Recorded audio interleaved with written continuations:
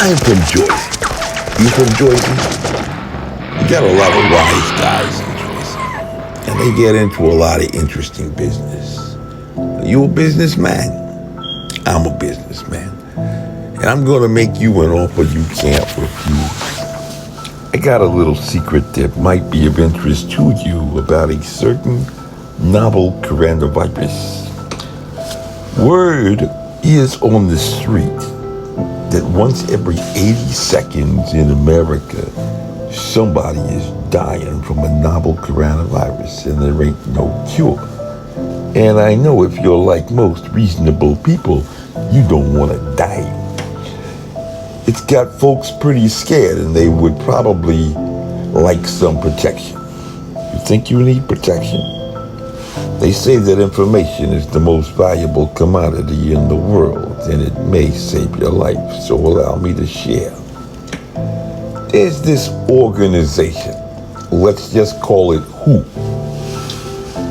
And at the very beginning of the pandemic, they sent a team to China to review over 5,000 confirmed cases of a novel coronavirus to get a pretty good early picture of the situation in Wuhan and surrounding areas. And most of the information that I am going to share with you, in kindness, comes from that report that was completed at the end of February. Are you interested? Well, according to these fellas at WHO, they say that the overall aim when an infectious disease emerges is to control the source of infection, block transmission, and prevent further spread. And to control the source, they say, the first thing you gotta do is to know where it is and where it's coming from. Think of controlling a disease like controlling mice or roaches to get into your house. You can wait for them to show up and deal with the problem, then hit them with a broom. Or you can be a little proactive to determine where the infestation is coming from. Makes sense, right? Well, these fellas at WHO decided that the best way to do that, because this is what they do for a living, was not to wait for folks to show up who wanted to get tested. No, that would be stupid. Rather, what they would do is wait for someone to get infected and report to a hospital and ask them some very important questions about where they had been and who they had been with. They thought if they knew that information, they would know where to look. Makes sense, right? So, let me tell you what they found when they did this process. These WHO fellas figured that trace contacts avoid the waste of time looking for a needle in a haystack, but also reveal the incidence of person-to-person infections.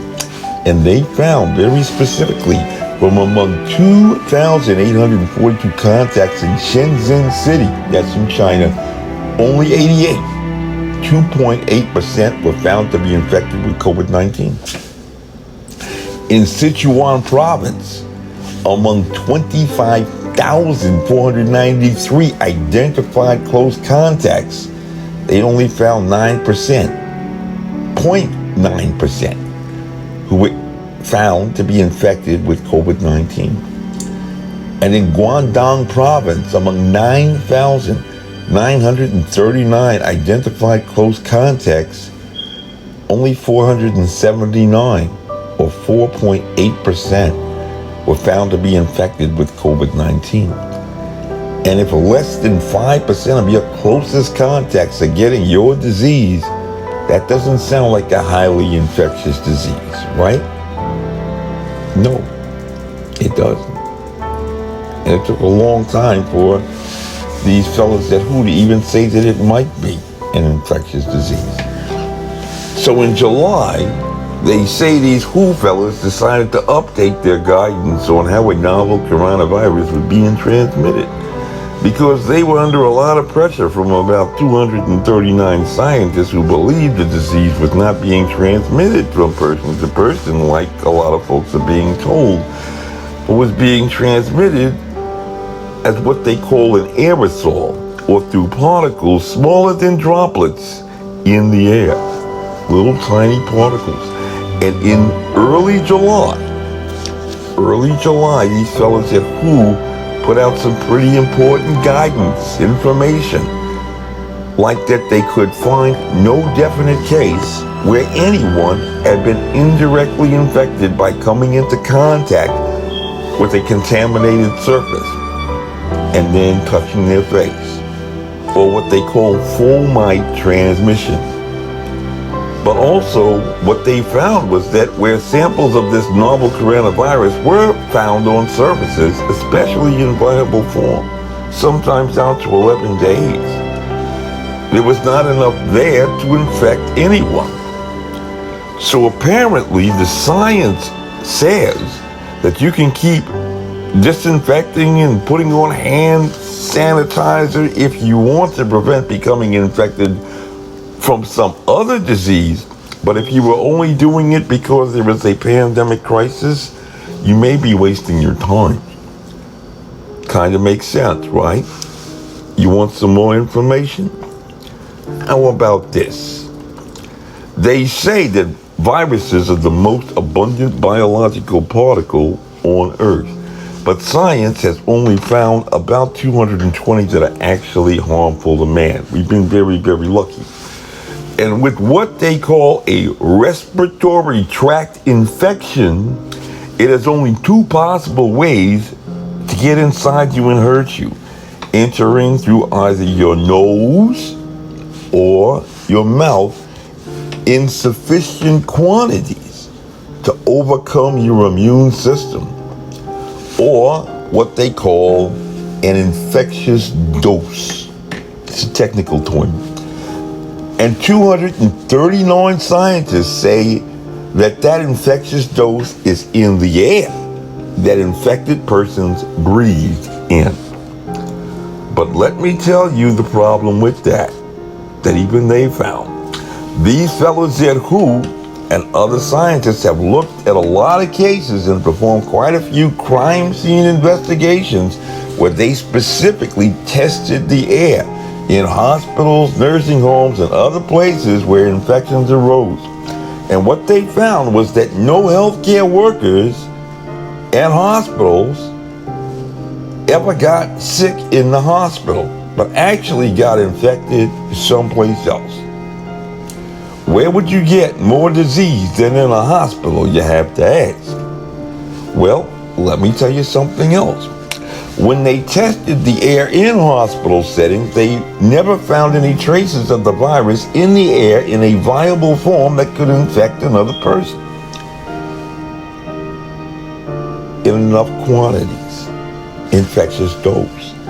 And in other places where they tested the air, they found viable specimens from 3 to 11 hours out, but not in a sufficient quantity or infectious dose to cause an infection to arise in anyone.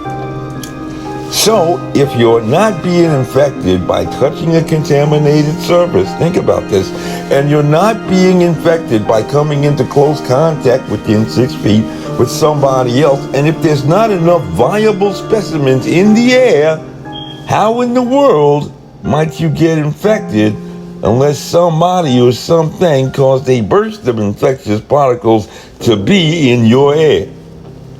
Particles so small that unless you have on an N95 mask or better, no scarf, bandana, or any other homemade protection you got is useless. Useless to prevent you from getting infected by tiny, tiny particles, getting you so sick that you have to go to the hospital or even dying. But if you want, you can be one of the first to try one of 26 vaccines that are now being rushed through development. And hopefully, that will give you some protection. But if this disease appears to be showing up in the air, and not just all around the place, wouldn't it seem like a more efficient process to figure out exactly how that process is occurring? I mean, I ain't no doctor or scientist, but that just makes sense to me. And any other way kind of sounds like a protection racket like we got in Jersey. That's just my 2 cents. And I ain't no doctor. I'm just another guy from Jersey.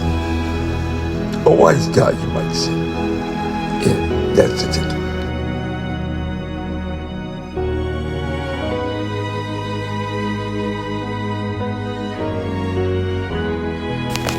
Hey, remember, we got a bat coronavirus running around.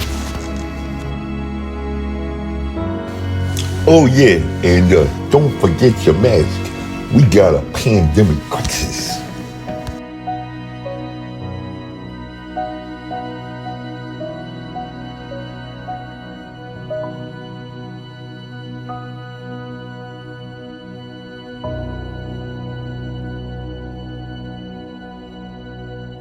This advertisement was authorized by Mike Webb.